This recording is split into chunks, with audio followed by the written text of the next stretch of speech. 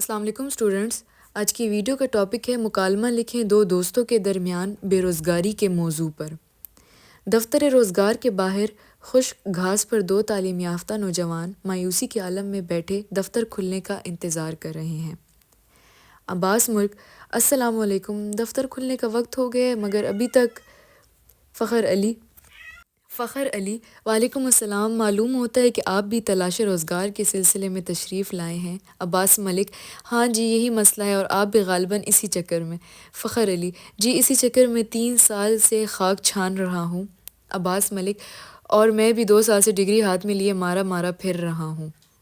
فخر علی: آپ مایوس نہ ہو، اللہ مالک ہے۔ عباس ملک: ابھی تو گھر والے بھی تانا زنی کرنے لگے ہیں، بڑا دکھ ہوتا ہے ان کی باتیں سن کے۔ فخر علی: دکھ تو ہوتا ہے مگر وہ بھی کیا کرے، کتنی مصیبتیں جھیل کر تو انہوں نے ہمیں پڑھایا تھا۔ عباس ملک: آپ نے تو میری دکھتی رگ پہ ہاتھ رکھ دیا۔ میرے والد صاحب ایک دیہاتی مزدور ہیں، صبح سویرے مزدوری مل گئی تو کسی دن طویل انتظار کی گھڑیاں سمیٹ کر گھر لوٹ آتے ہیں۔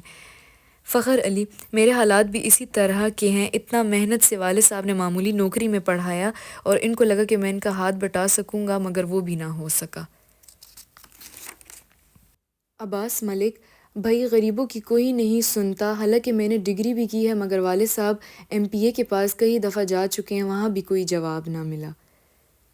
فخر علی: حکومت کی طرف سے ہمارے لیے کوئی منصوبہ بندی نہیں، 14-15 سال پڑھنے میں صرف کر دیے، کوئی فائدہ نہ ہوا، اس سے اچھا تھا ہنر سیکھ لیتے۔